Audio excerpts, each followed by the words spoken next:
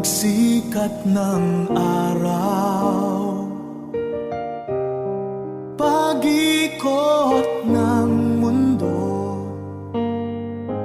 buhay mo'y tuloy sa pagtakbo.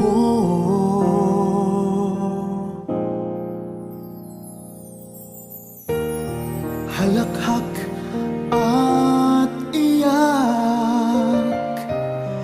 ligaya at lungkot, sa ala-alay masinop na inipon.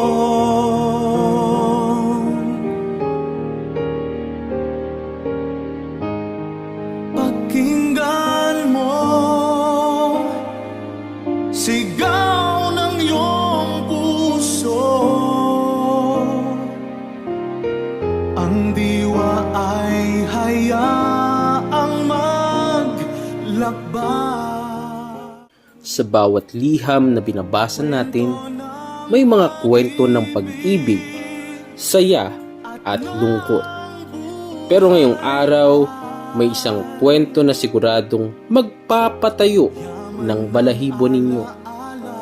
Itago na lang daw natin siya sa pangalang Lisa. Dear Kuya Japes, hindi ko alam kung tama bang ikwento ito. Pero gusto kong maibsan ang bigat na dinadala ko. Ako po si Lisa, at ang naranasan ko hanggang ngayon ay parang multo pa ring nakasunod sa akin. Nang tumira ako mag-isa sa lumang bahay ng lola ko, akala ko'y simpleng probinsya ang sasalubong sa akin.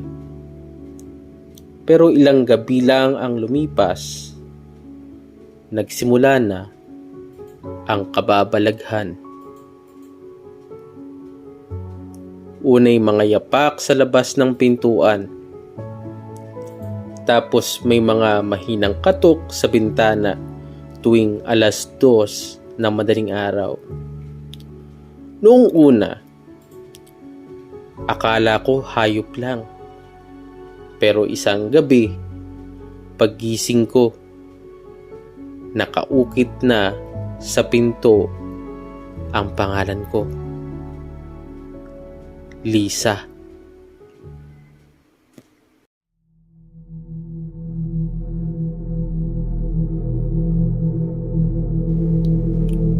Mula noon, sunod-sunod na ang mga nakakatakot na pangyayari. Habang naliligo ako, biglang namatay ang ilaw. At sa salamin, may lalaking nakamasid. Maputla, nakabarong, nakatitig. Nang lumingon ako, wala na siya. Pero sa salamin, nanatili ang anino. Sa gabi nararamdaman kong may humihiga sa tabi ko. Mabigat ang kama, may malamig na hininga sa bato ko. At isang beses, may bumulong sa mismong tenga ko. Lisa, hindi ka na makakatakas. Doon ko siya unang nakilala.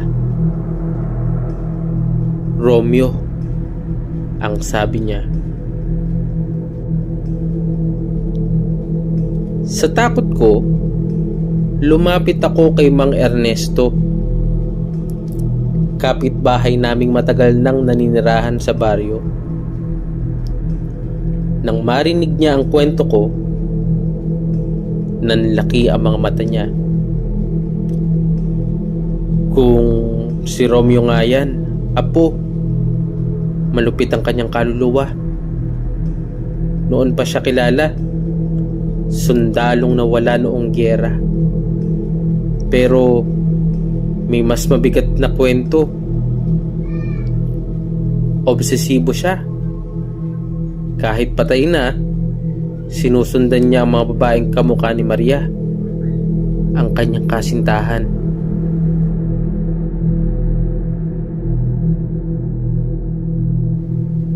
Kinagabihan, halos hindi ako nakatulog.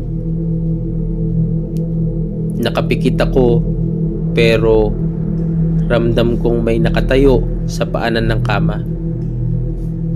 Nang idilat ko, si Romeo. Nakangiti, hawak-hawak ang isang lumang bulaklak.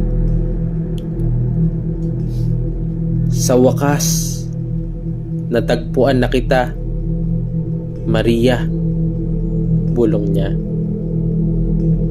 Nang sumigaw ako, biglang tumigil ang lahat ng tunog sa paligid. Wala kang maririnig kundi ang paghinga ko at ang paghinga niya sa likod ko.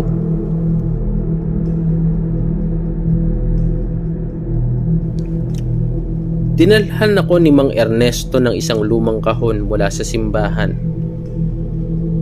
Sa loob nito, may mga sulat at larawan. Doon ko nakita ang isang babae. Kamukha ko. Siya si Maria. Sabi ni Mang Ernesto, ang iniwan ni Romeo bago siya magyera. Hindi na siya bumalik ng buhay. Pero simula noon, lahat ng kamukha ni Maria, siya'y sinusundan.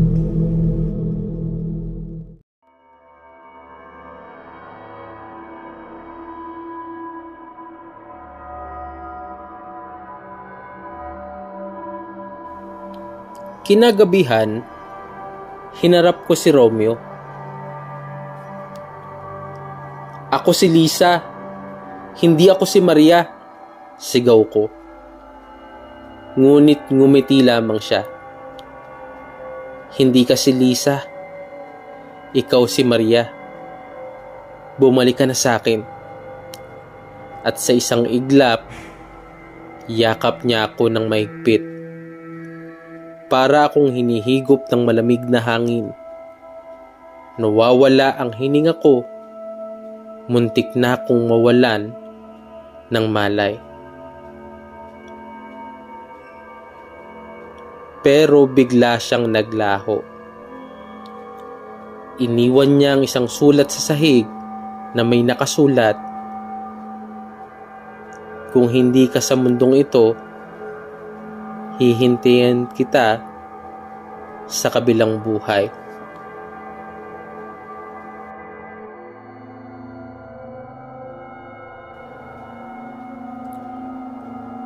Iyan ang kwento ni Lisa. Isang kaluluwang hindi tinapos ng kamatayan ang obsesyon. Tanong ko lang sa inyo, paano kung isang araw may multo ring tatawag sa pangalan ninyo at ipipilit na kayo ang kanyang mahal? Ano ang gagawin ninyo? Maria! Maria! Maria!